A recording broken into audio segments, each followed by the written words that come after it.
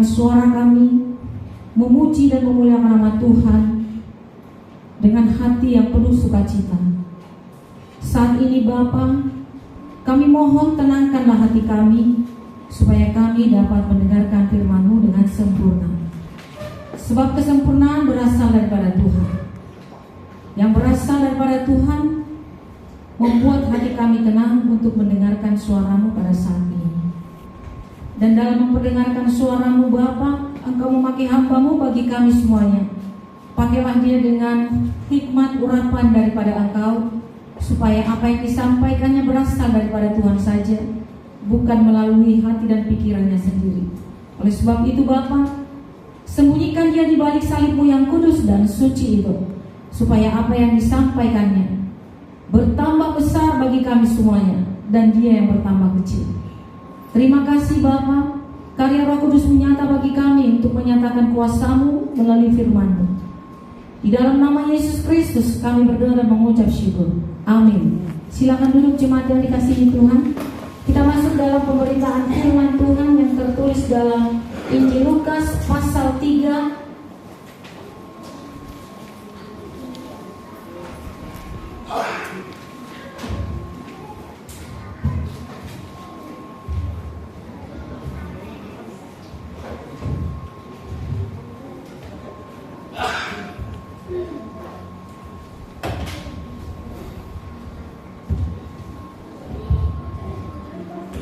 Injil Lukas pasal 3. Ya, biasanya kita diajak untuk belajar memahami firman Tuhan dengan membaca satu pengertian, satu judul, supaya kita tidak biasa mencaplok-caplok ayat. Karena Alkitab ini dituliskan secara kontekstual. Oleh sebab itu mari kita baca secara keseluruhan satu pokok pikiran dari ayat 1 sampai ayat 20 secara bergantian. Saya akan mulai dari ayat 1, Jemaat Tuhan ayat 2. Selanjutnya kita bersaut-sautan pada ayat yang terakhir, kita bersama-sama. Demikian firman Tuhan yang tertulis dalam Injil Lukas pasal 3, satu judul atau satu tema yang berjudul yang yaitu Yohanes Pembaptis. Dalam tahun ke-15 dari pemerintahan Kaisar Tiberius, ketika Pontius Pilatus menjadi wali negeri Yudea dan Herodes raja wilayah Galilea, Filipus saudaranya raja wilayah Iturea dan Trakonitis, dan Lisanias raja wilayah Abilene. Yang kedua silakan.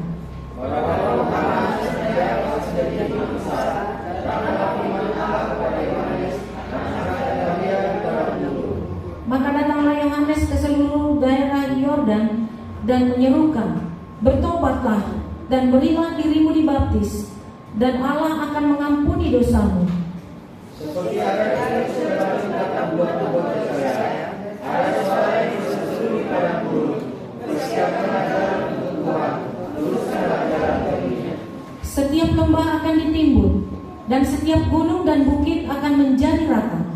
Yang berliku-liku akan diluruskan, yang berlekuk-lekuk akan diratakan. Lalu ia berkata kepada orang banyak yang datang kepadanya untuk dibaptis. Katanya, "Hai kamu keturunan ular beludak, siapakah yang mengatakan kepada kamu supaya kamu melarikan diri dari murka yang akan datang?"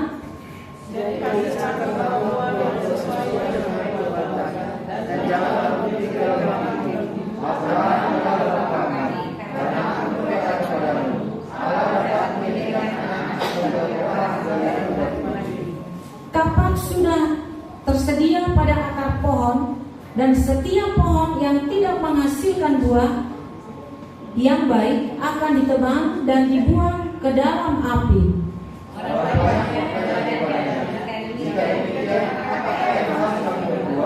Jawabnya, "Barang siapa mempunyai 2 helai baju, hendaklah ia membaginya dengan yang tidak punya, dan barang siapa mempunyai makanan, hendaklah ia berbuat juga demikian."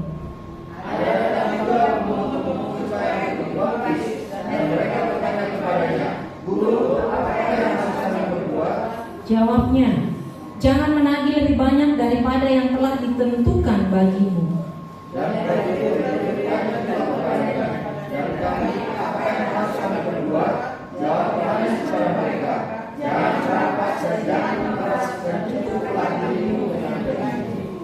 Tetapi karena orang banyak sedang menanti dan berharap, dan semuanya bertanya dalam hatinya tentang Yohanes, kalau ia adalah Mesias.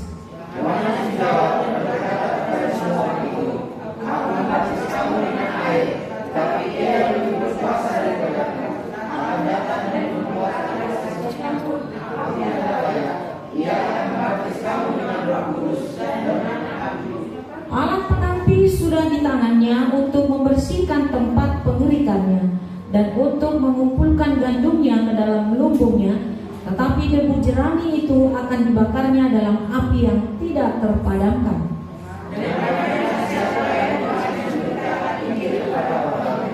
Akan tetapi setelah ia menegur raja wilayah Herodes karena peristiwa Herodias istri saudaranya dan karena segala kejahatan lain yang dilakukannya, mari bersama-sama.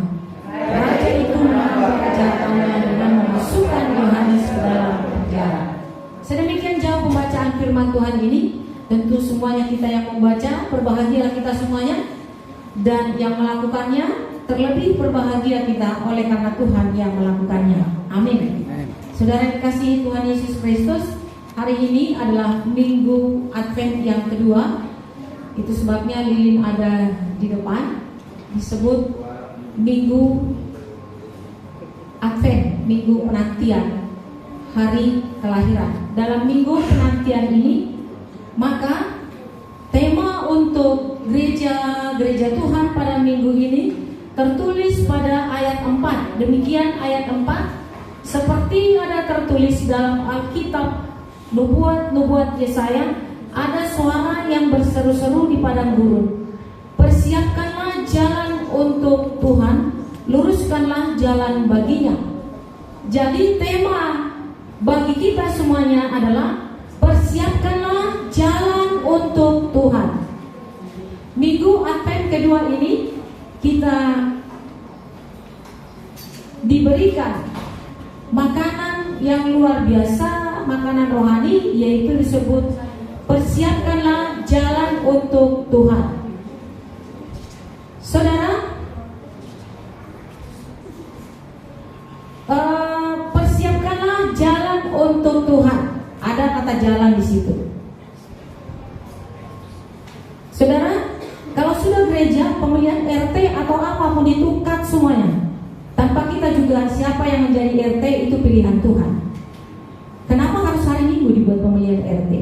Kita harus berpikir.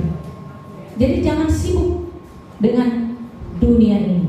Kalau memang dia sudah terpilih untuk RT di sini, dia akan menjadi RT tanpa juga campur tangan saudara yang mengganggu kegiatan ibadah.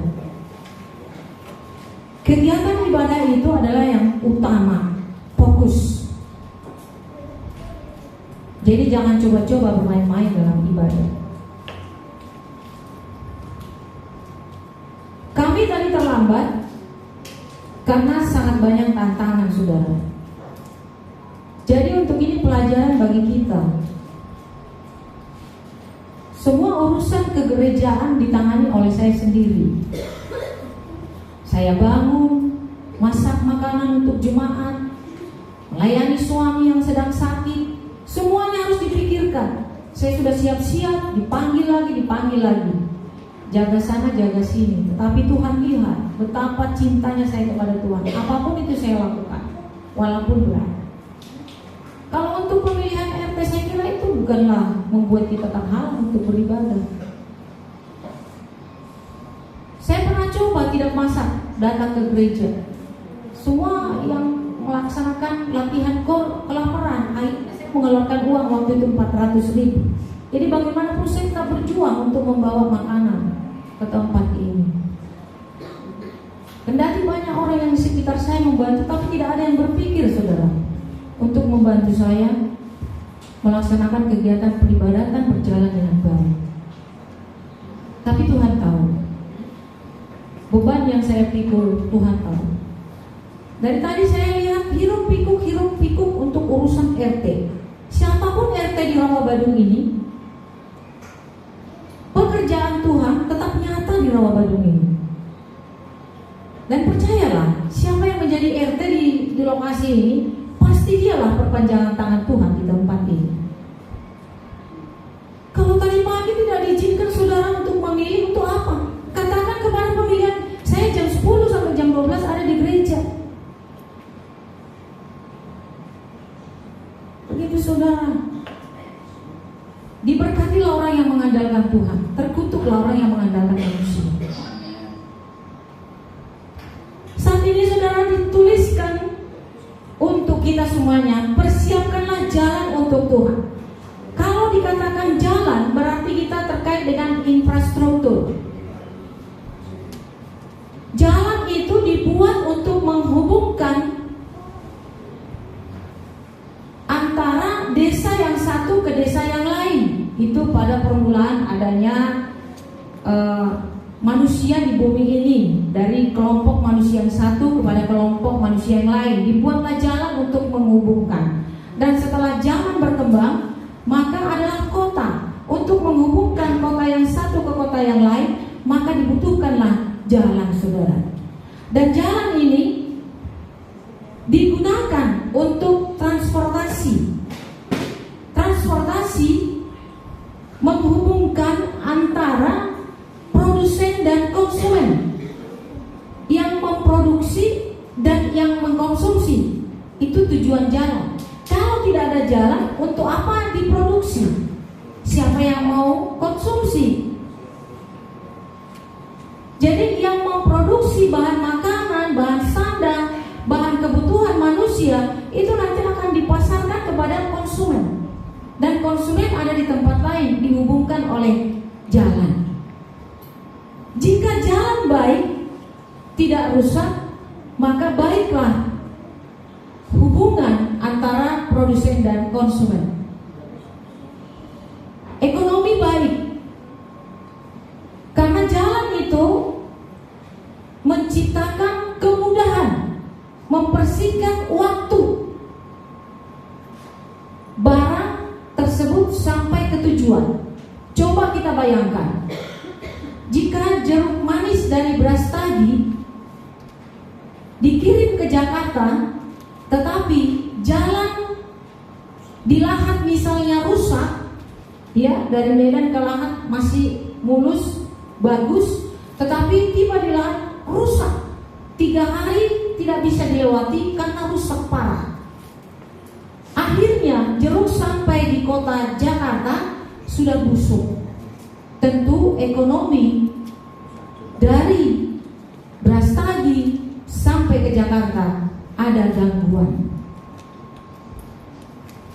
Jeruknya tidak dibayar secara maksimal, dan konsumen juga memakan jeruk tidak lagi sempurna karena sudah banyak yang busuk. Itu fungsi jalan yang kita lihat sebagai ilustrasi. Jadi yang dimaksud Yohanes dalam penulisan ini, persiapkanlah jalan untuk Tuhan. Pada Advent yang kedua ini pada tanggal 25 Desember nanti adalah hari yang sempurna, hari yang sempurna, hari yang kudus, hari yang suci, di mana Allah sendiri turun ke bumi ini, reinkarnasi, lahir ke dunia ini, berinkarnasi di dunia ini menjadi manusia untuk menyamakan dirinya kepada manusia. Dia datang membuka jalan. Tadi kalau jalan rusak, tentu rusaklah ekonomi, sosial, bangkrut dan lain sebagainya. Dan yang ada adalah derita dan sengsara, keluhan, tidak semangat. Itu yang ada secara ekonomi, secara ilustrasi jika kita lihat. Nah, yang dimaksud jalan dalam pembacaan firman Tuhan ini adalah hati. Jalan untuk menyatakan kasihnya, yaitu kasih antara Allah dan manusia, yang dipilih dari seluruh organ tubuh manusia ini adalah hati, bukan pikiran, bukan mata, tetapi hati. Hatilah yang digunakan Tuhan untuk dapat berinteraksi kepada saya dan saudara. Jika hati kita rusak, jika hati kita busuk, jika hati kita terganggu, maka terganggulah kehidupan kita di tengah-tengah dunia ini. Seperti jalan tadi, terganggu alat penghubung itu, maka manusia yang mengambil untung dari yang dibawa itu menjadi rugi. Saudara dikasihi Tuhan Yesus Kristus, hati manusia sebagai infrastruktur Allah untuk menyampaikan kasih-Nya kepada kita melalui kelahiran Yesus Kristus, di mana pada saat ini dalam sejarah gerejawi kita dalam masa penantian, ya, kita masa penantian. Ini kita mengulang sejarah, mengingat kembali sejarah tentang peristiwa. Nah, sebelum Yesus lahir, maka Yohanes secara silsilah kita sudah baca tadi dari ayat 1 sampai ayatnya yang ketiga. Itu adalah asal-usul Yohanes. Yohanes yang mendahului kedatangan Yesus mempersiapkan jalan untuk menerima Yesus sebagai juru selamat. Jalan yang dipersiapkan oleh Yohanes Pembaptis adalah memberitakan Injil kepada orang-orang yang dikatakan keturunan ular beludak itu. Ular beludak yang dimaksud adalah orang-orang jahat, orang-orang hatinya yang gak beres, yang selalu merencanakan kejahatan. Kepada orang seperti inilah maka Yohanes diutus oleh Tuhan mempersiapkan jalan, mempersiapkan hati manusia. Saya katakan jalan tadi konotasinya adalah hati. Hati manusia dipersiapkan pada zaman itu, khususnya bagi orang-orang Farisi yang hatinya jahat. Salah satu dalam pembacaan firman Tuhan yaitu orang-orang suka merampas, merampok, memandang sebelah mata kepada orang-orang miskin, janda-janda, anak yatim dan lain sebagainya, yang mementingkan diri sendiri. Nah, ketika Yohanes, saudara, yang mempersiapkan jalan untuk kedatangan Yesus Kristus, dia bukan mendapatkan perbuatan-perbuatan yang baik dari masyarakat pada zaman itu. Yang ada juga endingnya bahwa Yohanes itu dipenjara Dan yang terakhir, ya, nasibnya sangat tragis, bahkan kepalanya dibuat jadi tari-tarian oleh orang-orang kaya pada waktu itu. Tapi inilah proses persiapan untuk menerima Yesus. Penerimaan Yesus pada pengingatan sejarah kembali, yaitu hari kelahirannya, kita diajak untuk menerima dengan hati yang suci, hati yang kudus. Allah itu kudus, Allah itu suci, maka kita yang menerima haruslah suci dan kudus. Itu sebabnya pada Advent yang kedua ini, mari kita persiapkan hati kita menjadi hati yang suci, hati yang kudus, tempat Yesus Kristus bertahta. Apa yang diminta Yesus kepada hati kita, saudara yang dikasihi Tuhan Yesus Kristus, Yesus meminta melalui Yohanes dalam perintisan jalan itu ialah hati yang taat dan setia kepada Tuhan. Mari kita lihat Ulangan 10 ayat 16.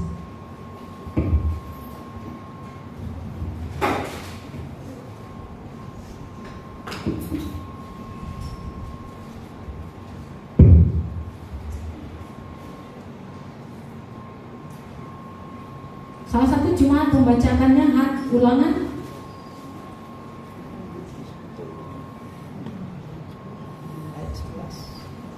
Ulangan 10 ayat 16.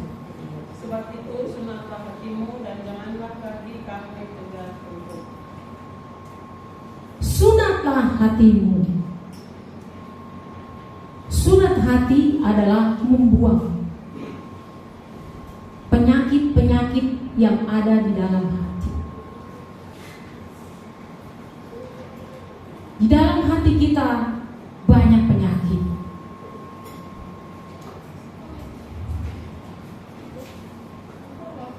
Maka di dalam Ulangan 10 ayat 16, dalam minggu persiapan menyongsong lahirnya Tuhan Yesus, diingatkan, mari kita menyunat hati kita, menyayat.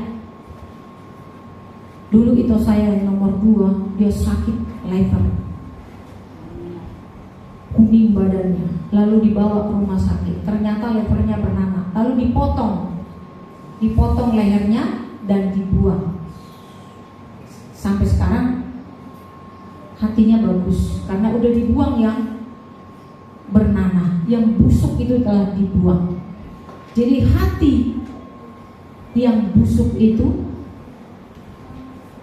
terbuang dan hati yang baik sisanya itu tinggal di dalam dadanya sehingga organ tubuhnya sempurna. Hati yang busuk, penyunatan di dalam ayat 16 dalam kitab Ulangan, artinya saudaraku yang dikasihi Tuhan Yesus Kristus, kita harus membuang yang pertama, karena 7 perkara di dalam hati manusia yang menjadi kekejian di hatinya Tuhan. Yang pertama, mata sombong. Dari adanya manusia diciptakan oleh Tuhan, dosa yang pertama adalah kesombongan. Sombong. Sehingga Hawa jatuh ke dalam dosa dan seterusnya. Iblis adalah pewaris kesombongan bagi setiap manusia. Mungkin saudara mengatakan, saya gak sombong kok, saya rendah hati, saya baik, saya tidak pernah menghina orang. Tapi kadang-kadang sadar atau tidak sadar, dalam zaman yang lebih maju ini, kita sering juga menampakkan diri kita menjadi orang sombong. Dan ini dikatakan dalam kitab suci adalah merupakan kekejian di hati Tuhan. Contoh yang dikatakan dengan flexing ya. Flexing itu disebut dengan pamer ya. Pamer ya, kalau dia beli Pajero yang baru, dia harus parkir di depan gereja, harus dilihat orang gitu ya. Lalu dia senang banget dipuji-puji. Pamer dengan kesuksesan anaknya, pamer dengan banyak uang, pamer dengan banyak emasnya, pamer dengan kelebihan-kelebihan yang dia miliki. Nah, ini salah satu flexing yang tidak disukai oleh Tuhan. Pamer itu adalah salah satu sifat sombong. Salah satu tokoh Alkitab yang dikatakan sombong adalah Nebukadnezar. Nebukadnezar adalah salah satu tokoh pemimpin besar yang sangat disegani dan yang sangat ditakuti pada zamannya. Tetapi dia sombong. Dalam kesombongannya itu sebentar saja kerajaannya dihancurkan oleh kerajaan yang lain, sehingga dia jatuh dan mati. Pada zaman era 10 tahun yang lalu, yang kita lihat itu sombong, yaitu Saddam Hussein. Saddam Hussein adalah seorang pemimpin yang sangat ditakuti pada zaman yang lalu dan sangat-sangat ditakuti.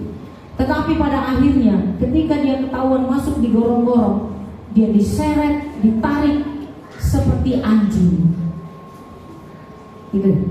Banyak tokoh-tokoh yang sombong, sama dengan Louis XVI, dengan Maria Antoinette, sangat sombong, tidak peduli dengan orang lain.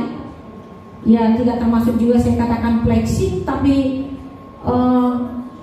sangat keji, sombong sekali. Dia merasa dirinya paling hebat. Tetapi ketika terjadi revolusi Prancis pada abad ke-16, rakyat buruh naik, rakyat melawan kerajaan, sehingga Louis XVI runtuh. Dari ruangannya dia ditarik dengan istrinya, kemudian dimasukkan ke ruang hukuman mati, dipedang dua-duanya, lehernya dipotong dengan pisau guletin. Karena kesombongan.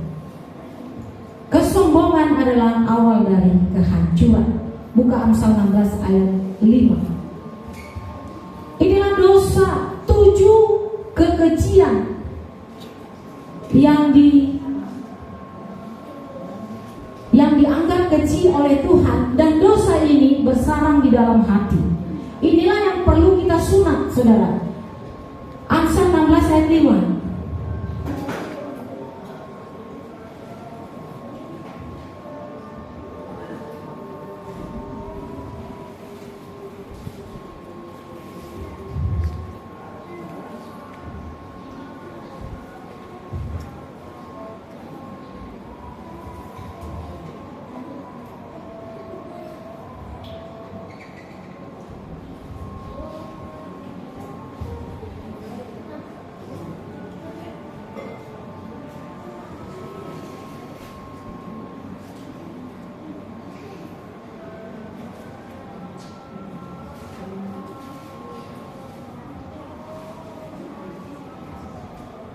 Silakan.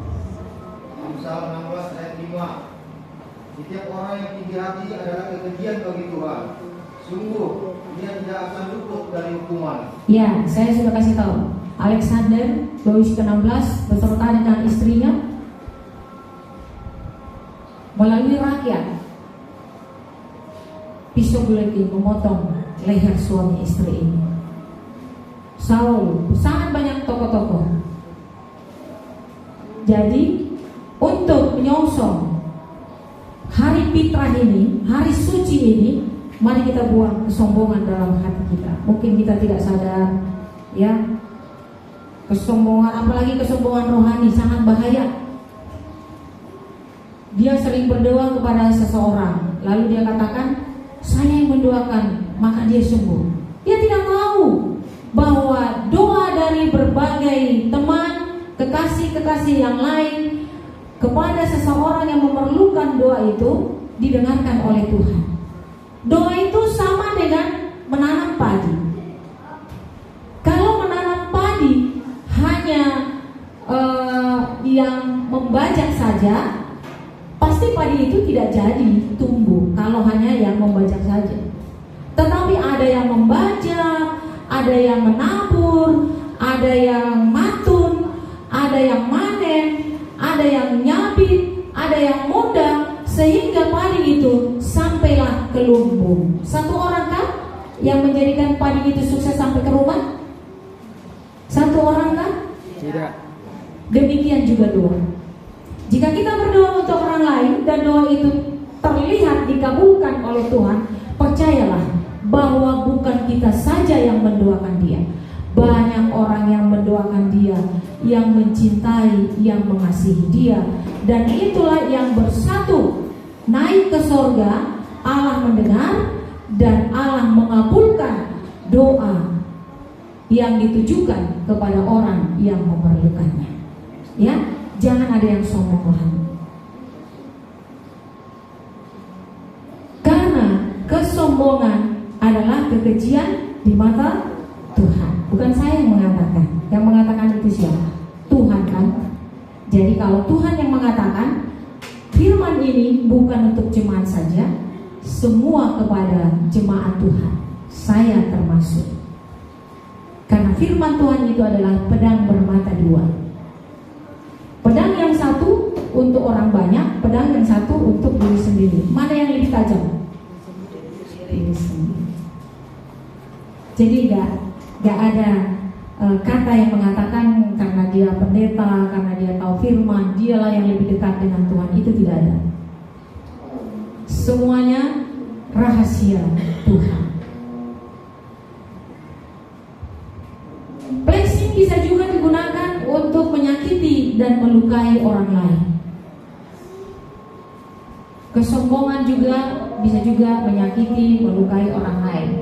Ya, kalau kita bercerita tentang kesuksesan kita, misalnya di arisan, di tengah-tengah saudara bersaudara, yang kita ceritakan kesuksesan keberhasilan kita, ada yang nangis, pergi ke dapur dan ke kamar mandi. Waduh, dia enak banget ya, saya masih begini, hatinya terluka.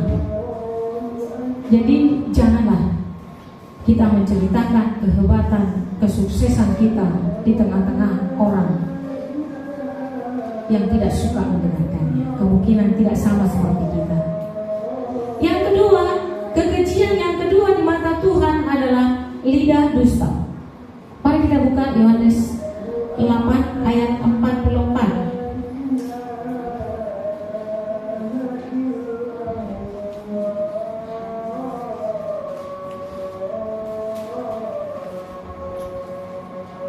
Ketujuh kekejian ini, kata firman Tuhan, ada di dalam hati kita. Maka Ulangan 10 ayat 16 mengatakan, sunatlah hatimu.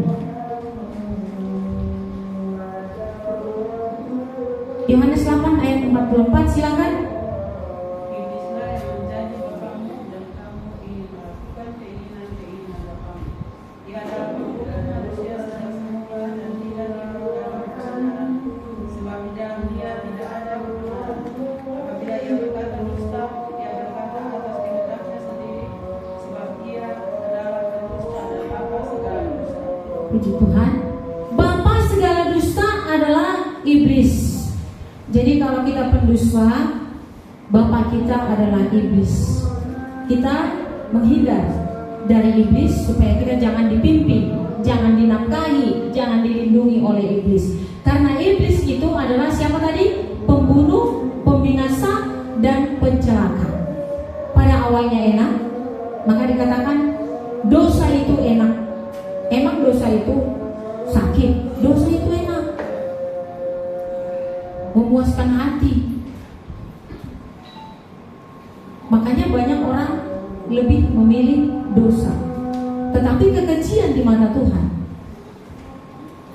Mari kita lebih memilih menyenangkan hati Tuhan, karena hati Tuhan terkoneksi dengan hati kita yang tersunat sesuai dengan ketetapan-ketetapan firman-Nya. Kita berusaha untuk menghilangkan, mematahkan dusta dari mulut bibir kita.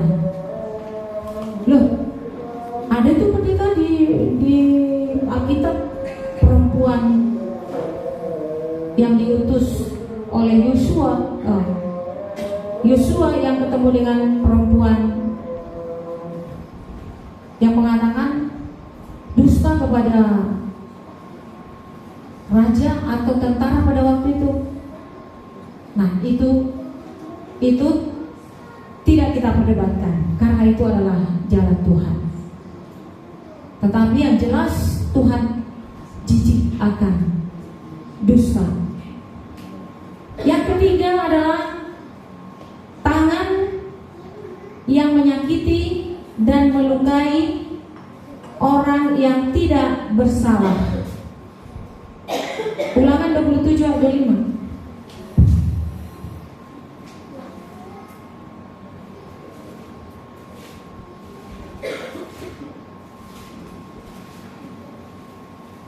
Ulangan 27 ayat 25, demikian firman Tuhan. Terkutuklah orang yang menerima suap untuk membunuh seseorang yang tidak bersalah, dan seluruh bangsa itu harus berkata amin. Jadi yang dimaksud dengan tangan yang menyakiti dan melukai orang lain itu versi Alkitab zaman dulu, zaman sekarang. Kalau versi Alkitab bahasanya yaitu tangan yang menumpahkan darah orang yang tidak bersalah. Pada zaman itu belum ada HAM, hak asasi manusia. Jadi hukum ganti mata, gigi ganti gigi, masih hukum itu yang berlaku. Tetapi sekarang tidak bisa lagi. Maka sesuai dengan perkembangan zaman dan perkembangan tentang freedom of free manusia,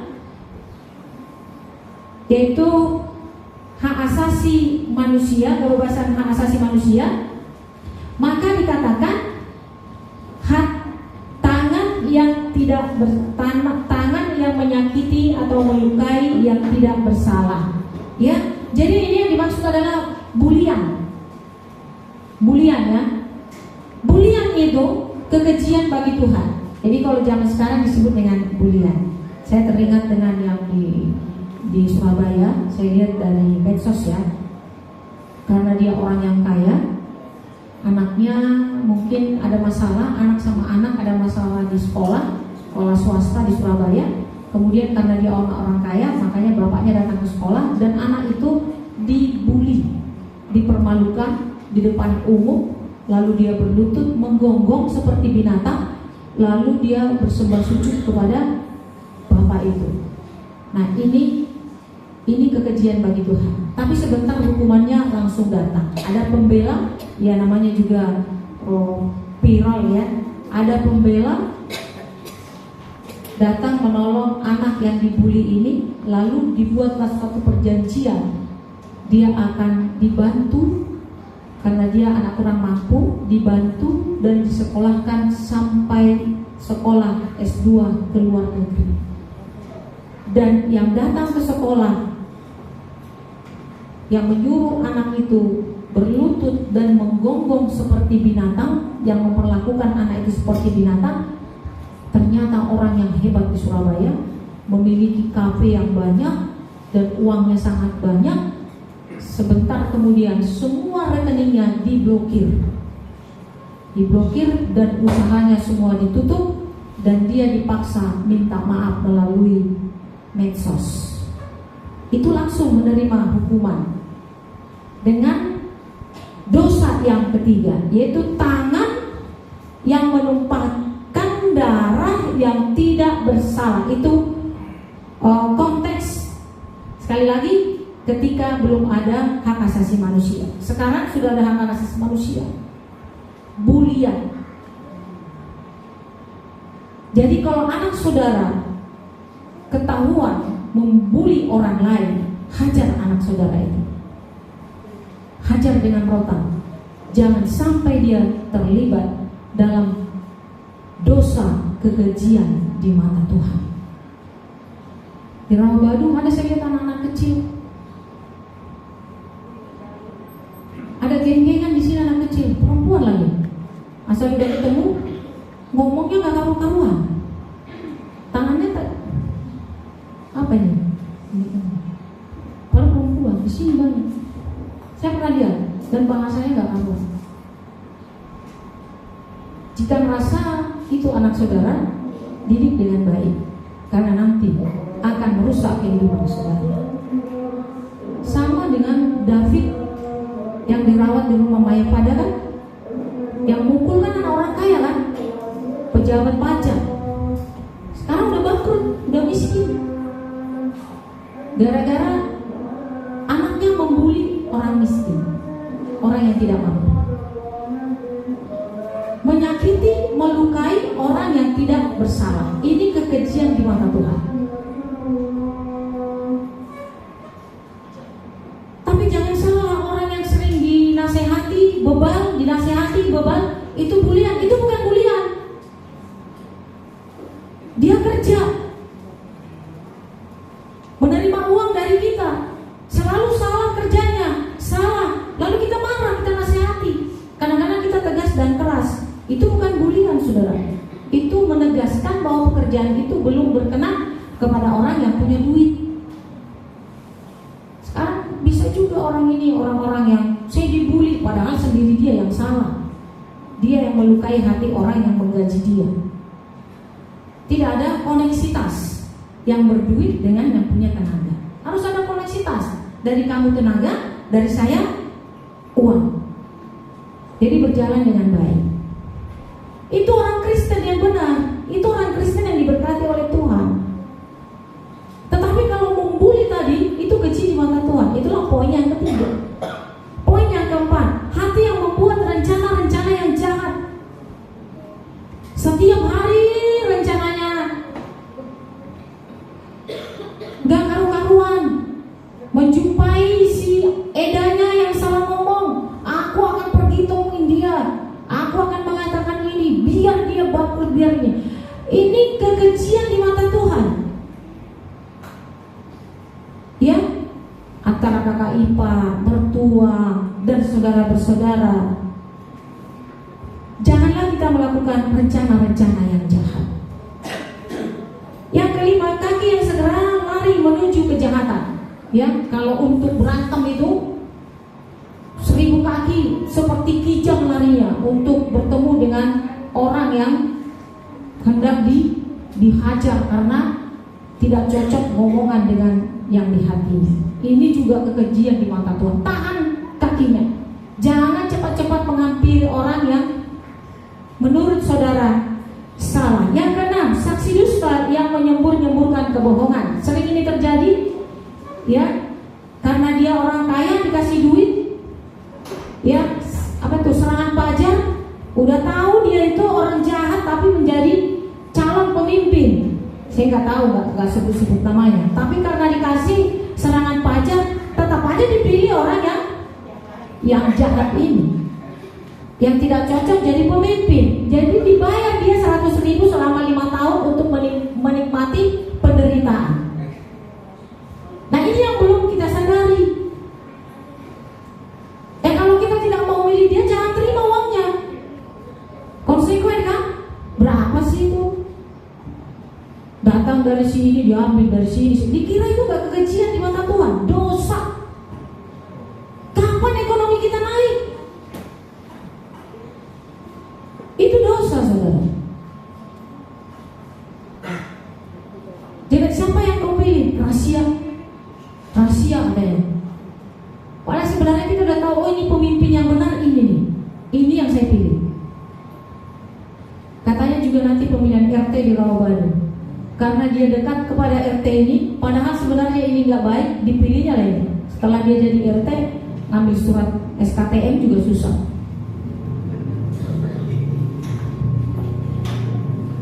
Yang terakhir, orang yang menimbulkan permusuhan di antara teman. Ini 7 kekejian di mata Tuhan ini. Marilah kita ingat. Maka firman Tuhan yang kita dengarkan pada Injil Lukas pasal 3 ini,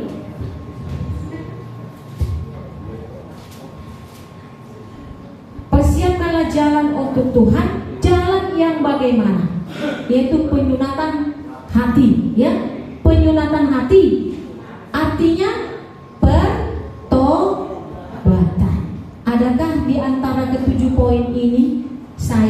saudara, mari kita sunat.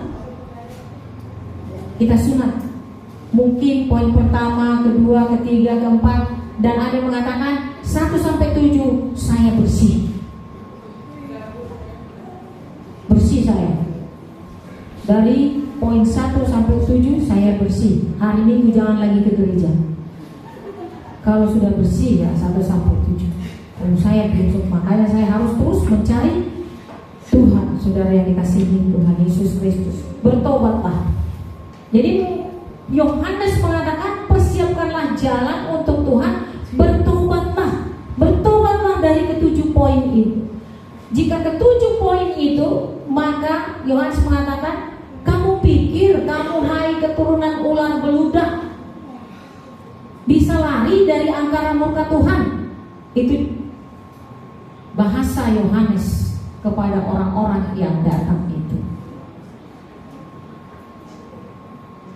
Jangan kamu pikir batu-batu ini pun bisa dibuat Tuhan menjadi keturunan Abraham. Nah, kalau versi sekarang, jangan kamu pikir karena kamu jemaat, karena kamu KTP Kristen, maka kamu lepas dari murka Tuhan.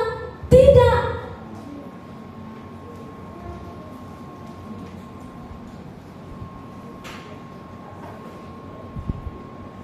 Saya orang Kristen, saya sudah dibaptis, saya sudah menerima Yesus sebagai juru selamat, tetapi 7 kekejian ini tetap ada di dalam hatimu. Maka seperti jalan tadi, busuk hatimu, maka tidak ada untung yang kita dapat, kerugian yang kita dapat. Hati yang tidak beres ini, dari ke-7 poin tadi, yang kita dapat hanya kerugian. Orang Kristen gak bisa disantet, betul. Tidak ada orang Kristen yang bisa disantet. Tapi orang Kristen bukan hanya sebagai jemaat saja. Orang Kristen harus mempunyai hati yang baik, bukan hati yang busuk, bukan hati yang rusak, tetapi hati yang baik.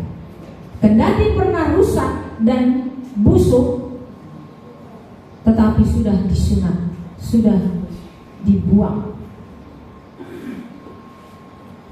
Karena yang diciptai Allah adalah hati yang baik, hati yang suci, dan hati yang tidak dapat dipengaruhi oleh dunia ini. Inilah orang Kristen yang tidak bisa disantet.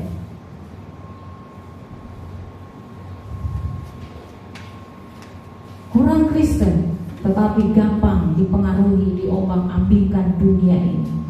Tidak bisa. Pertobatan yang dimaksud adalah,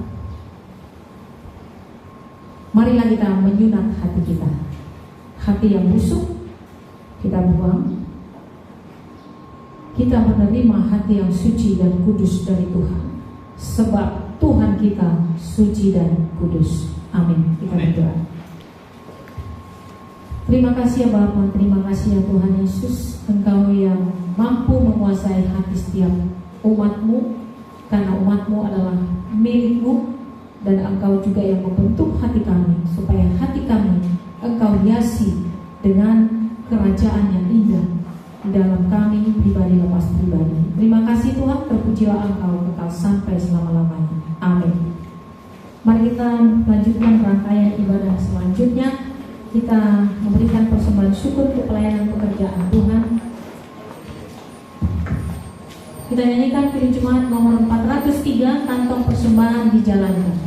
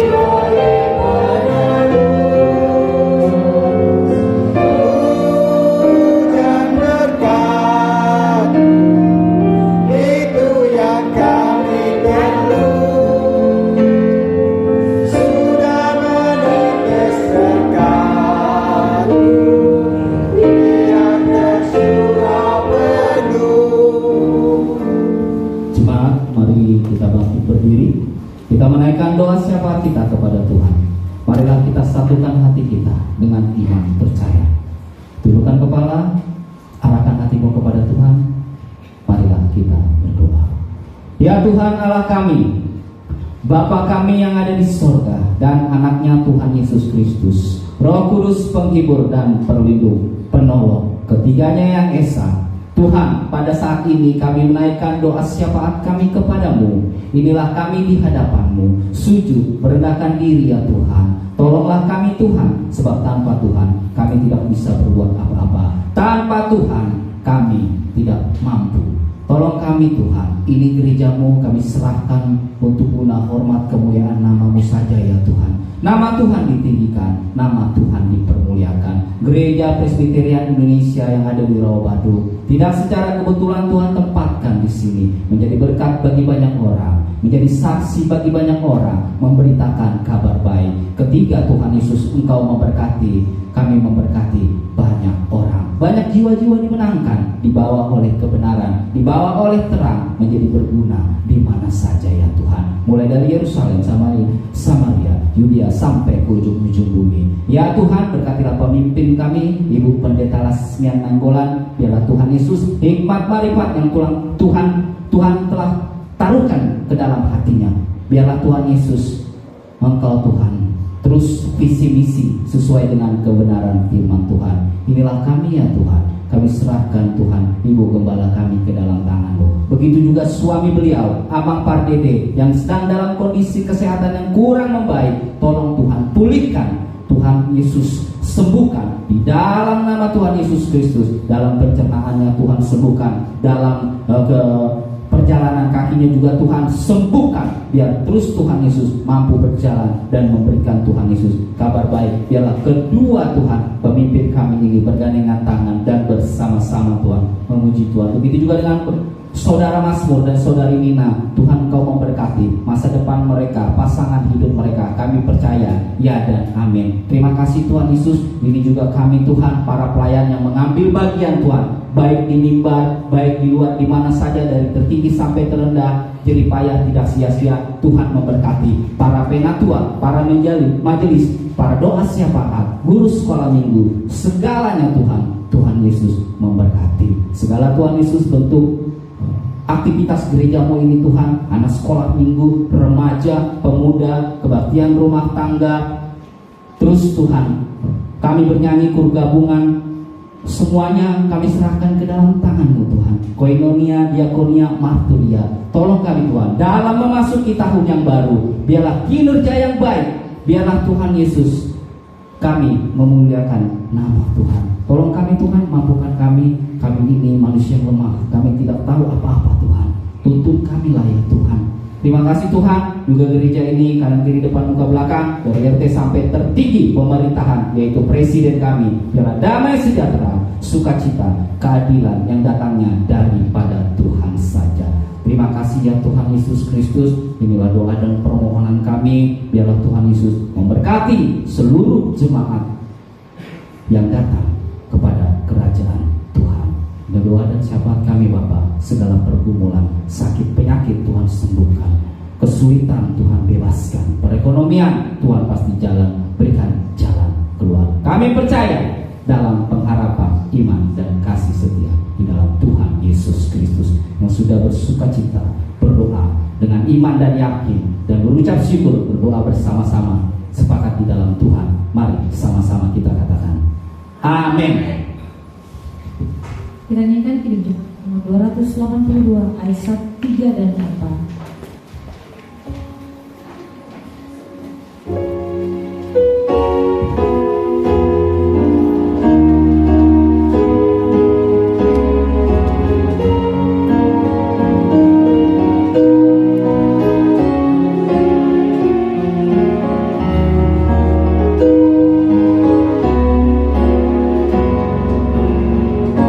Seluruh